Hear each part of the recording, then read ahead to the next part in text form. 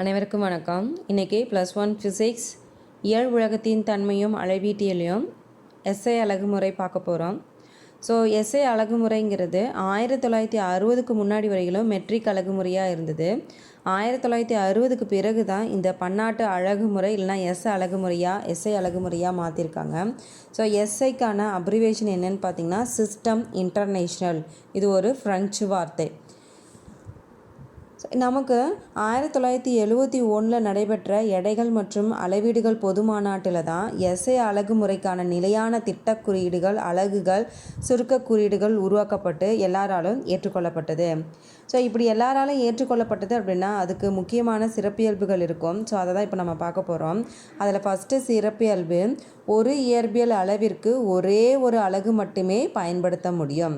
ஒரு இயற்பியல் அளவு, அதாவது நீளம் அப்படின்னா நீளத்துக்கு ஒரே ஒரு அலகு மீட்டர். ஸோ அந்த மாதிரி ஒரு இயற்பியல் அளவிற்கு ஒரே ஒரு அலகு மட்டுமே பயன்படுத்தப்படும்.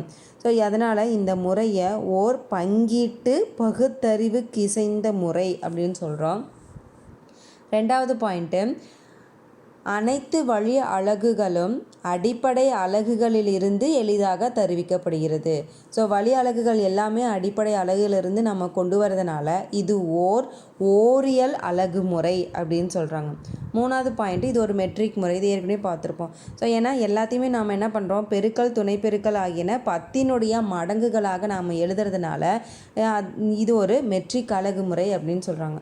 ஸோ அப்போ எஸ்ஐ அலகுமுறை அப்படிங்கிறது ஓர் பங்கீட்டு பகுத்தறிவு கிசைந்த அலகுமுறை. ரெண்டாவது பாயிண்ட்டு ஓரியல் அலகுமுறை. மூணாவது பாயிண்ட்டு மெட்ரிக் அலகுமுறை. ஸோ இதை எக்ஸ்பிளைன் பண்ணி எழுதணும். இது இம்பார்ட்டண்டான 2 மார்க் கொஷின்ஸ். நெக்ஸ்ட்டு நமக்கு எஸ்ஐ அலகுமுறையினுடைய அலகுகள் என்ன, அடிப்படை அளவுகள் என்ன, அதோடைய அலகு, குறியீடு, வரையறை கொடுத்துருக்காங்க. இது நம்ம ஏற்கனவே போன கிளாஸில் பார்த்துட்டோம். ஸோ இதுக்கான டெஃபினேஷன்ஸ் எல்லாமே, அதுக்கப்புறமேட்டு அதோடைய வழி அளவுகள் எல்லாமே கொடுத்துருப்பாங்க. இப்போ பார்த்திங்கன்னா தளக்கோணம், திண்மக்கோணம், பரப்பு, கன அளவு, இந்த மாதிரி நிறைய கொடுத்துருப்பாங்க. ஸோ இதெல்லாம் நீங்கள் படிச்சிங்கன்னா தான் உங்களுக்கு ஃபார்முலாஸ் கரெக்டாக எழுதுறதுக்கு யூஸ்ஃபுல்லாக இருக்கும். இதில் தளக்கோணமும் திண்மக்கோணமும் முதல்ல துணை அளவுகளாக இருந்து இப்போ வழி அளவுகளில் சேர்க்கப்பட்டிருக்குது. அப்போ தளக்கோணம் அப்படின்னா அதுக்கு ஃபார்முலா வட்டவில் டிவைடட் பை ஆரம். இதுக்கான அலகு ரேடியன். திண்மக்கோணத்துக்கு மேற்பரப்பு டிவைடட் பை ஆரம் ஸ்கொயர். இதுக்கான அலகு ஸ்டிரேடியன் அப்படின்னு சொல்லுவாங்க. ஸோ இதுக்கு டெஃபினேஷன்ஸ் கொடுத்துருக்காங்க. அது ரொம்ப ரொம்ப முக்கியம். அதுவும் நமக்கு என்ன பண்ணுவாங்கன்னா 2 மார்க்ஸில் கேட்பாங்க. ஸோ அதுக்கான டெஃபினேஷன்ஸ் பார்த்திங்க அப்படின்னா ரேடியன் வரையறு அப்படின்னா வட்டத்தின் ஆரத்திற்கு சமமான நீளம் கொண்ட வட்டவில் வட்டத்தின் மையத்தில் ஏற்படுத்தும் கோணம். அப்போ வட்டத்தினுடைய மையத்தில் ஏற்படுத்தக்கூடிய கோணமும் நமக்கு வட்டத்தினுடைய ஆரத்துக்கு சமமாக இருக்கும். இப்போ வட்டத்தினுடைய வட்டவில் வரைஞ்சோம்னா தான் நமக்கு ஒரு கோணம் உருவாகும். அந்த வட்டவிலுடைய நீளம் வட்டத்தினுடைய ஆரத்துக்கு சமமாக இருந்தது அப்படின்னா வட்டத்தின் மையத்தில் ஏற்படக்கூடிய கோணத்தை நம்ம ஒரு ரேடியன் அப்படின்னு சொல்லலாம். அதே மாதிரி இது அடுத்து பார்க்க போகிறது ஸ்டிரேடியன் அப்படிங்கிறது திண்ம கோணத்தினுடைய அலகு. ஸோ இங்கே என்ன எடுத்துக்கிறோன்னு பார்த்தீங்கன்னா ஒரு கோள பரப்பை எடுத்துக்கிறோம். ஸோ ஆரத்தின் வர்க்கத்திற்கு சமமான பரப்பு. அப்போ அந்த கோளத்தினுடைய பரப்பு எதுக்கு சமமாக இருக்குமா, ஆரத்தினுடைய வர்க்கத்திற்கு சமமாக இருக்கணும். அந்த கோளக பரப்பின் ஒரு பகுதி கோளத்தின் மையத்தில் ஏற்படுத்தும் திண்ம கோணம். அப்படி சமமாக இருந்தது அப்படின்னா நமக்கு அந்த கோளத்தின் மையத்தில் ஏற்படுத்தக்கூடிய திண்ம கோணம் தான் நமக்கு என்ன ஆகும், ஒரு ஸ்டிரேடியன் ஆகும் அப்படின்னு சொல்கிறாங்க. ஸோ இது உங்களுக்கு 2 மார்க்ஸில் கேட்பாங்க. ஸோ நம்ம அடுத்து பார்க்க போகிறது என்னன்னு பார்த்திங்கன்னா அடிப்படை அளவுகளின் அளவீட்டியல். எப்படி அடிப்படை அளவுகள் நமக்கு என்ன, நீளம், நிறை, காலம், மின்னோட்டம், வெப்பநிலை, பொருளின் அளவு, ஒளிச்செறிவு, இதெல்லாம் பார்த்துருப்போம். இதில் அடிப்படையாக இருக்கக்கூடிய நீளம், நிறை, காலத்தை நம்ம எப்படி அளவிடுறது அப்படிங்கிறது தான் பார்க்க போகிறோம். அதில் ஃபஸ்ட்டு நீளத்தை அளவிடுதல். ஸோ நீளம் அப்படிங்கிறதும் தொலைவு ரெண்டுமே இயற்பியலில் ஒரு அன்றாட வாழ்வியலில் நம்ம பயன்படுத்தக்கூடியது. தொலைவுனாலும் நம்ம நீளத்தில் தான் சொல்லுவோம், சரிங்களா? ஸோ அப்போ நீளம்னா என்ன, அதுக்கான வரையறை அப்படின்னு பார்த்திங்கன்னா வெளியில் இரு புள்ளிகளுக்கு இடையே உள்ள தொலைவே நீளம். நீளம்னா என்ன, வெளியில் இரு புள்ளிகளுக்கு இடையே உள்ள தொலைவு. அப்போ நீளத்தினுடைய எஸ்ஐ அலகு என்னன்னு பார்த்தீங்கன்னா மீட்டர். அப்போ தொலைவு அப்படிங்கும் போது நமக்கு இதில் 2 இது இருக்குது. நீளம் தொலைவு அப்படிங்கும் போது நமக்கு இதில் 2 விதமான இது இருக்குது. அதாவது மைக்ரோசம்ஸ் மேக்ரோசம்ஸ் அப்படின்னு சொல்லுவாங்க. ஸோ மேக்ரோ அப்படிங்கும் போது என்னன்னு பார்த்தீங்கன்னா ஒரு மிகப்பெரிய தொலைவை அழைக்கக்கூடியது. இப்போது எடுத்துக்காட்டாக புவிக்கும் சூரியனுக்கும் இடையே உள்ள தொலைவு அப்படிங்கும் போது இது ரொம்ப பெருசு. அப்போது இந்த மாதிரி தொலைவை அளக்கக்கூடியதை தான் நம்ம என்ன சொல்கிறோன்னா மேக்ரோசோம் அல்லது பெரிய நீண்ட தொலைவுகளை உடைய பெரிய உலகம் அப்படின்னு சொல்லுவாங்க. அதே சின்னது அப்படின்னா மூலக்கூறுகளுடைய அளவு, இல்லைன்னா அணுக்கள், புரோட்டான், எலக்ட்ரான், பாக்டீரியா இது மாதிரி பொருள்களுக்குடைய தொலைவு அப்படிங்கும் போது இதெல்லாம் ரொம்ப சின்னது. ஒரு எலக்ட்ரான் அப்படின்னா மிக மிக சிறிய நுண்ணமைப்பு கொண்டது. ஸோ அப்போ இதை அளக்கக்கூடிய தொலைவை நம்ம என்ன சொல்லணும்னா சிறிய தொலைவுகள் கொண்ட நுண் உலகம் அப்படின்னு சொல்லுவாங்க. அப்போ நம்மளால் அதை தான் நம்ம என்ன சொன்னால் மைக்ரோசம்னு சொல்லுவோம். அப்போ ஒரு தொலைவு நீளம் அப்படிங்கும் போது நம்ம மீச்சிறு பொருள்களுக்கும் அளக்க முடியும். அதே மாதிரி மிகப்பெரிய தொலைவு கொண்ட பொருள்களுக்கும் நம்மளால் அளக்க முடியும். ஓகேங்களா?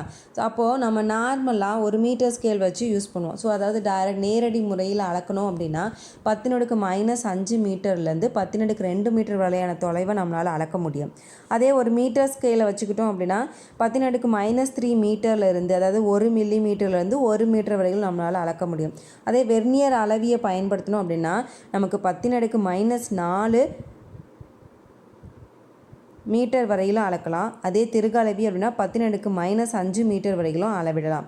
அதே பெரிய தொலைவு அப்படிங்கும் போது அதாவது என்னென்னா வானியல் தொலைவுகள் அப்படின்னு சொல்லுவாங்க. புவிக்கும் சூரியனுக்கும் சந்திரனுக்குடைய தொலைவு அப்படிங்கும்போது இந்த மாதிரி அளவுகளை பயன்படுத்த முடியாது. நீண்ட தொலைவுகள் அப்படிங்கும் போது அதுக்கு தனியான நமக்கு முறைகள் இருக்குது. ஸோ அதுக்கு முன்னாடி இங்கே 10னுடைய அடுக்குகளை நம்ம எப்படி சொல்கிறோம் அப்படிங்கிறது கொடுத்துருப்பாங்க. இப்போ பார்த்திங்கன்னா ப்ளஸ் வேல்யூஸ் கொடுத்துருப்பாங்க. 10⁻1 டெக்கா டிஏனோ, 10⁻2 ஹெக்டா ஹெச்னோ, 10⁻3 கிலோ கேனோ, 10⁻6 மெகா எம், 10⁻9 9 ஜிகா ஜீனோ, 10⁻12 tera T, 10⁻15 peta P, 10⁻18 exa E, 10⁻21 zetta, 10⁻24 yotta அப்படின்னு ஒய்ன்னு சொல்லுவாங்க. அதே மாதிரி மைனஸில் கொடுத்துருப்பாங்க உங்களுக்கு. 10⁻−1 deci D, 10⁻−2 centi C, 10⁻−3 milli M, 10⁻−6 micro mu, 10⁻−9 nano N, 10⁻−12 pico P, 10⁻−15 femto F, 10⁻−15 ஃபெர்மின்னு சொல்லுவாங்க, 10⁻−8 atto A, 10⁻−21 zepto Z, 10⁻−24 yocto Y. So இது நம்ம இந்த மாதிரி அறிவியல் முறைகளால் நம்ம அதுக்கு பேர் வைப்போம். இப்போ 10⁻−15 கொடுத்துட்டாங்கன்னா அதை நம்ம என்னது 15 மீட்டருக்கு பதிலாக 1 ஃபெர்மி மீட்டர் இல்லைனா 1 ஃபெம்டோ மீட்டர் அப்படின்னு எழுதுவோம். அறிவியல் முறைகளை இந்த மாதிரி நம்ம பயன்படுத்தி எழுதுவோம். ஸோ இப்போது நம்ம மிகச்சிறிய தொலைவை அளக்கிறதுக்கு நம்ம என்ன பண்ண போகிறோம்னா திருகு அளவியும் வெர்னியர் அளவியும் பயன்படுத்தி அளக்கலாம். ஸோ இது திருகு அளவி வெர்னியர் அளவியில் நீங்கள் 10ஆம் வகுப்பிலே படிச்சிருப்பீங்க, ப்ராக்டிகல்ஸ்லையும் செஞ்சுருப்பீங்க. அப்போ திருகு அளவி ஃபஸ்ட்டு சொல்ல போகிறதுல எவ்வளோ வரையிலான பொருட்களுடைய பரிமாணங்களை அளக்க முடியும் அப்படின்னு பார்த்திங்கன்னா 50 மில்லிமீட்டர் வரையிலான பொருட்களின் பரிமாணங்களை மிக துல்லியமாக அளக்கக்கூடிய ஒரு கருவி தான் திருகு அளவி. ஸோ இதில் என்ன தத்துவத்தை பயன்படுத்துகிறோம் அப்படின்னு பார்த்திங்கன்னா திருகினுடைய வட்ட இயக்கம். நாம் என்ன பண்ணோன்னா திருகுல சுற்றுறோம், அந்த பின்னாடி இருக்கிறத பிடிச்சி. அப்போ நமக்கு என்ன இயக்கத்தை தான் உருவாக்குது? வட்ட இயக்கத்தை பயன்படுத்தி பெரிதாக்கப்பட்ட நேர்கோட்டு இயக்கம். ஸோ நம்ம இங்கே திருகும் போது அங்கே இருக்கக்கூடிய தண்டு என்ன ஆகுனா நகர்ந்துக்கிட்டே நேர்கோட்டில் நகர்ந்துக்கிட்டே போய் அந்த பொருளினுடைய அளவை நம்மளால் அளக்க முடியும். ஸோ அப்போ திருகஅளவியின் தத்துவம் என்னன்னு பார்த்தீங்கன்னா திருகின் வட்ட இயக்கத்தை பயன்படுத்தி பெரிதாக்கப்பட்ட நேர்கோட்டு இயக்கம். ஸோ திருகழவி அப்படின்னாவே இங்கே நம்ம மீச்சீட்டளவு பயன்படுத்துவோம். மீச்சீட்டளவுடைய மதிப்பு எவ்வளோன்னு பார்த்தீங்கன்னா 0.01 மில்லிமீட்டர். அடுத்து பார்க்க போகிறது வெர்னியர் அளவி. ஸோ வெர்னியர் அளவியும் நமக்கு எதுக்காக பயன்படுத்தணும்னா துளையினுடைய ஆழம் இல்லைனா விட்டம் போன்ற அளவுகளை அளக்கிறதுக்காக பயன்படுத்துகிறோம். ஸோ இது ஒரு பன்முகத்தன்மை கொண்ட கருவியாக இருக்குது. இங்கே நம்ம என்ன மீச்சீட்டளவு மதிப்பு என்னன்னு பார்த்தீங்கன்னா 0.01 சென்டிமீட்டர். ஸோ திருகஅளவி வெர்னியர் அளவிக்கு ரெண்டுமே மதிப்பு சமம். ஆனால் மில்லிமீட்டரில் சொன்னோம் அப்படின்னா அது திருகஅளவி, சென்டிமீட்டரில் சொன்னால் அது வெர்னியர் அளவி. அதனால் நம்ம மீச்சீட்டளவு எழுதும்போது மில்லிமீட்டரா சென்டிமீட்டராங்கிறத தெளிவாக எழுதணும். உங்களுக்கு திருகஅளவிக்கான டயக்ராம் கொடுத்துருக்காங்க. ஸோ இது ஏற்கனவே நீங்கள் 10th யூஸ் பண்ணதுனால ஜஸ்ட் டயக்ராம் பார்த்தாவே தெரியும் உங்களுக்கு. இதில் சுழிப்பிழை நேர்பிழை இருக்கும். ஸோ எப்போ சுழிப்பிழைனா முதன்மை கோளும் குறிக்கோளும் ஒன்றி வந்தது அப்படின்னா, 0க்கும் சமமாக இருந்தது அப்படின்னா நமக்கு என்ன ஆகும்னா அங்கே சுழிப்பிழை. 0க்கு மேலே இருந்ததுன்னா நேர்பிழை, 0க்கு கீழே அதாவது 95 இந்த மாதிரி இருந்தால் எதிர்பிழை அப்படின்னு சொல்லுவோம். அதுக்கப்புறமேட்டு எப்படி நாம் திருகஅளவியில் மதிப்பை கண்டுபிடிக்கிறது. இங்கே பாருங்கள், பிட்ச் ஸ்கேல் ரீடிங். ஸோ இங்கே கோடு எண்ணி பார்த்திங்கன்னா எத்தனை கோடு இருக்குது? 6 கோடு இருக்குது. அதே மாதிரி ஹெட் ஸ்கேல் தலைக்கோடு அளவு எவ்வளோ இருக்குன்னா எவ்வளோ இது தாண்டி வந்திருக்குன்னு பார்த்தீங்கன்னா இங்கே 40 கொடுத்துருக்காங்க. ஸோ அப்போ அந்த நேர்கோடும் இந்த 40ம் ஒன்றி வர்றதுனால அங்கே ஹெட் ஸ்கேல் டிவிஷனை 40ன்னு எடுத்துக்கிறோம். ஸோ அப்போ எப்படி அளவீடு கொடுக்குறதுலாம் கொடுத்துருக்காங்க. அதே மாதிரி வெர்னியர் அளவுகோலும் நமக்கு கொடுத்துட்டு அதில் முதன்மை கோள் எப்படி இருக்குது, அதுக்கப்புறமேட்டு முதன்மை கோளுங்கிறது இங்கே பெருசாக ஒரு ஸ்டீலில் கொடுத்துருப்பாங்க. அந்த ஸ்கேல் தான் முதன்மை கோள். அதுலேயும் எப்படி சுழிப்பிழை நேர்பிழை எதிர்பிழை கணக்கிடுறதுங்கிறத கொடுத்துருக்காங்க நமக்கு. ஸோ இது ஏற்கனவே 10th படிச்சிருக்கிறதுனால உங்களுக்கு இது நல்லாவே தெரியும். ஸோ அடுத்து பார்க்க போகிறது இது மிக சிறிய தொலைவு அப்படிங்கும் போது நம்ம திருகஅளவியும் வெர்னியர் அளவியும் பயன்படுத்துகிறோம். அதே நீண்ட தொலைவு அப்படிங்கும் போது கொஞ்சம் நீண்ட தொலைவு இருக்குது, மிக மிக நீண்ட தொலைவு இருக்குது. இப்போ எடுத்துக்காட்டு பார்த்திங்கன்னா ஒரு மரத்தினுடைய உயரத்தை அளக்கிறது இல்லைனா ஒரு கட்டினுடைய உயரத்தை அளக்கிறது நீண்ட தொலைவு தான். அதே சூரியனுக்கும் பூமிக்கும் இடையே உள்ள தொலைவு அப்படின்னா அது மிக நீண்ட தொலைவு.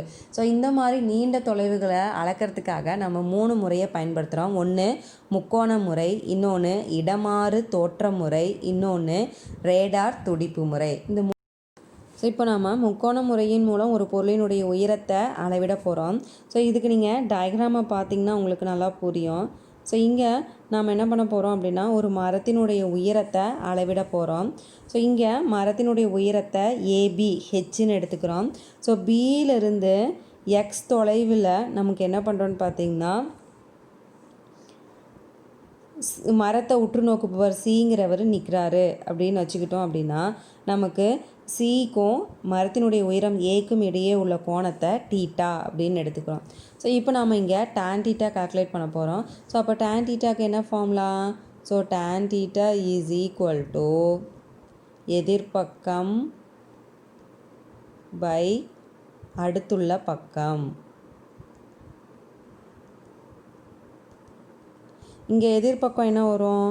ஸோ எதிர்பக்கம் அப்படின்னா ஹெச்சு, அடுத்துள்ள பக்கம்னா எக்ஸ். அப்போது tan theta is equal to H by X. இதில் நம்ம என்ன தான் கேல்குலேட் பண்ணோம்? ஹெச்சு தான் கேல்குலேட் பண்ணோம். அப்போ H is equal to X tan theta. அப்போது நமக்கு மரத்துக்கும் நோக்குபவருக்கும் இடையே உள்ள தொலைவு எக்ஸும் தீட்டா கோணம் உருவாகக்கூடிய எவ்வளோ கோணம் உருவானுச்சு அப்படிங்கிறதும் தெரிஞ்சுது அப்படின்னா நம்ம ஃபார்முலாவில் சப்ஸ்டியூட் பண்ணி ஈஸியாக கண்டுபிடிச்சிடலாம்.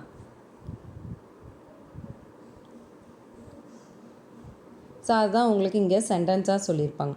இப்போ பாருங்கள், ஏபிஸ் ஈக்குவல் டு ஹெச் என்பது அளக்க வேண்டிய மரத்தின் உயரம் அல்லது கோபுரத்தின் உயரம். பியிலிருந்து எக்ஸ் தொலைவில் உள்ள சி என்ற இடத்தில் உற்று நோக்குபவர் இருப்பதாக கொள்வோம்.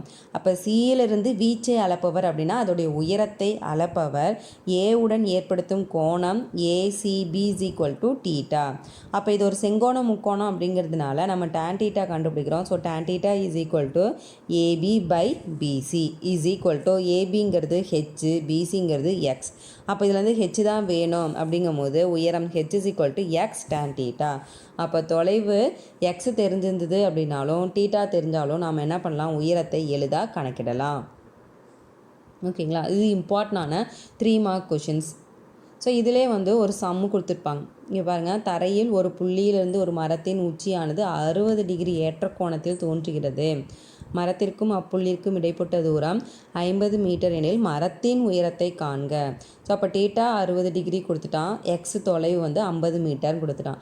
அப்போ நம்ம ஃபார்முலாவில் சப்ஸ்டியூட் பண்ணோம்னா என்ன வரும்? tan theta is equal to h/x. அப்போ h is equal to x tan theta. அப்போ h is equal to x ஓட வேல்யூ 50, தீட்டாவோட வேல்யூ 60. அப்போ tan 60, tan 60 ஓட வேல்யூ √3, √3 ஓட வேல்யூ 1.732. ரெண்டுத்தையும் மல்டிப்ளை பண்ணனா h is equal to 86.6 metre.